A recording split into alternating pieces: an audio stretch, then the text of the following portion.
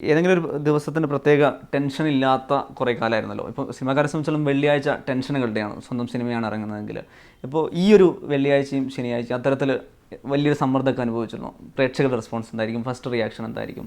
ഇതിൻ്റെ കുറച്ച് ദിവസം മുമ്പ് തന്നെ ബ്ലാങ്ക് ആയി തുടങ്ങി ഞാൻ. ടെൻഷൻ ഉണ്ടോയെന്ന് ചോദിച്ചാൽ ടെൻഷനില്ല, നല്ല എക്സൈറ്റ്മെൻറ്റ് ഉണ്ടോയെന്ന് ചോദിച്ചാൽ അതുമില്ല. വളരെ ബ്ലാങ്ക് ആയിട്ടായിരുന്നു കഴിഞ്ഞ ഒരു 4-5 ദിവസം ഒക്കെ എനിക്ക് അനുഭവപ്പെട്ടത്. പക്ഷേ ഇന്നലെ രാവിലെ ഇൻ്റർവെലായി കഴിഞ്ഞപ്പോൾ തന്നെ വരുന്ന ഫോൺ കോൾസ് കണ്ടപ്പോൾ എനിക്ക് ഭയങ്കര ഒരു സന്തോഷം തോന്നി.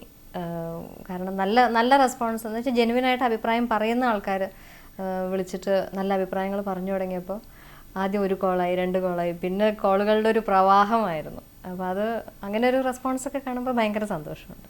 മലയാളത്തിലൊരു സീനിയർ ആക്ടറാണ് എന്തൊക്കെ പറഞ്ഞാലും ഈ 14 വർഷത്തെ ഗ്യാപ്പിനപ്പുറം. അപ്പം ഞാനോ മഞ്ജു, ഈ പിന്നെ പ്രായം ആശങ്കയുടേതല്ല, പ്രായം ആത്മവിശ്വാസം കൂടുതലായി ഉണ്ടാവേണ്ടതാണ് എന്നുകൂടി ഹവോൾഡ് ആർ എന്ന സിനിമ വ്യക്തിപരമായി ചിന്തിപ്പിക്കുന്നുണ്ടോ? അങ്ങനെ ഞാൻ വ്യക്തിപരമായിട്ട് ചിന്തിച്ചിട്ടില്ല.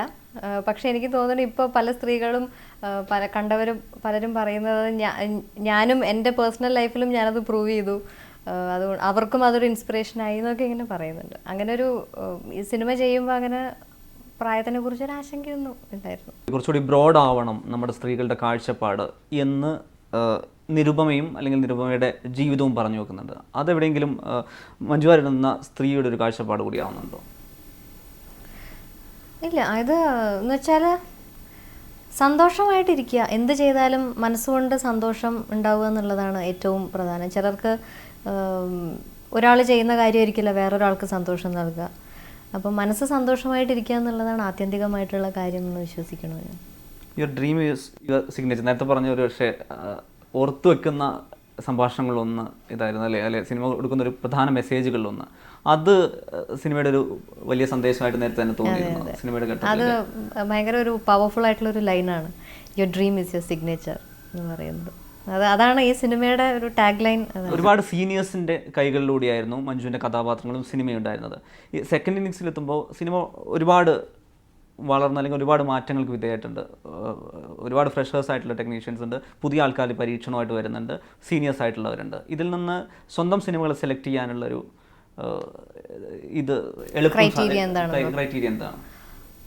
ഒരുപാട് കഥകളും ഇതൊക്കെ ഞാൻ കേട്ടിട്ടുണ്ട്, ഇപ്പോഴും കേട്ടുകൊണ്ടിരിക്കുന്നുണ്ട്. ഉണ്ട്, എക്സൈറ്റിംഗ് ആയിട്ടുള്ള പ്രോജക്ട്സ് ഉണ്ട്, പുതിയ ആൾക്കാരുണ്ട്, പഴയ നിന്നുണ്ട്, പുതിയ പരീക്ഷണങ്ങളായിട്ട് വരുന്നവരുണ്ട്. എല്ലാം ഇങ്ങനെ കൺസിഡർ ചെയ്തുകൊണ്ടിരിക്കുന്നു.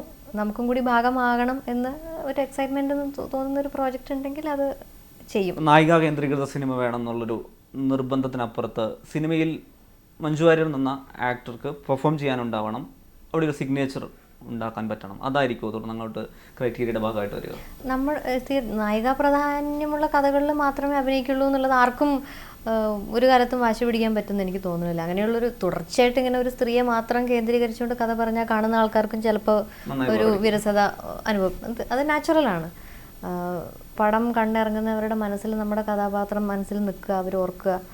അത് ഈ പറഞ്ഞ പോലെ നമ്മുടെ ഒരു സിഗ്നേച്ചർ അതിലുണ്ടാവുക എന്നുള്ളതാണ് പടം ഒരു റോളിൻ്റെ ലെങ്ത്തിനെക്കാട്ടിലും കൂടുതൽ ഇമ്പോർട്ടൻറ്റ്. കന്മതത്തിലെയും സല്ലാപത്തിലെയും ആറാം തമ്പുരാനിലേക്ക് കഥാപാത്രങ്ങളുടെ കൂട്ടത്തിലേക്ക് അല്ലെങ്കിൽ സമരത്തിലേക്ക് കഥാപാത്രങ്ങളുടെ കൂട്ടത്തിലേക്ക് എണ്ണപ്പെടുന്ന രീതിയിലേക്ക് നിരുപമയെ മാറ്റാൻ പറ്റി എന്നുള്ള ആത്മവിശ്വാസം ഈ പ്രേക്ഷകർ തരുന്ന ഫീഡ്ബാക്കിൻ്റെ അപ്പോൾ ഉണ്ട്. തീർച്ചയായിട്ടും.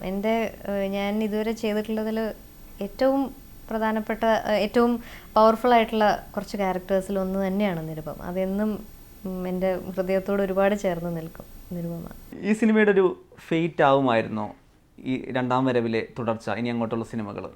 മനസ്സിലേത് ജനങ്ങൾ എങ്ങനെ സ്വീകരിക്കും, ഇത്രയും വർഷത്തെ ഒരു ഗ്യാപ്പുണ്ട്, അങ്ങനെയുള്ള മറ്റു പലരും അതിലൊന്നും കാര്യമില്ല എന്നൊക്കെ പറഞ്ഞ് ഒരുപാട് പറഞ്ഞിരുന്നെങ്കിലും എൻ്റെ മനസ്സിൽ ഒരു സ്പേസ് ഞാൻ ഇട്ടിരുന്നു. ഇത് നമ്മുടെ പ്രേക്ഷകർ എങ്ങനെ സ്വീകരിക്കുന്നു എന്നുള്ളതിനനുസരിച്ചായിരിക്കും എൻ്റെ ഈ ട്രെയിലറിലുള്ള ഒരു ലൈൻ. ഞാൻ ഇടയ്ക്ക് എപ്പോഴും പടം ഇറങ്ങുന്നതിൻ്റെ തലേ ദിവസം ഞാൻ സഞ്ജുവിനെയും റോഷനെയും വിളിച്ചിട്ട് പറഞ്ഞതാണ്, നാളെ എൻ്റെ മുമ്പോട്ടുള്ള ദിവസങ്ങൾ എങ്ങനെയായിരിക്കുമെന്ന് നിശ്ചയിക്കുന്നത് നാളത്തെ പകലായിരിക്കും എന്ന് പറയുന്നൊരു ലൈനുണ്ട് ട്രെയിലറിൽ. അതെപ്പോഴും എൻ്റെ മനസ്സിൽ ഇങ്ങനെ റൺ ചെയ്തുകൊണ്ടിരുന്നിരുന്നു.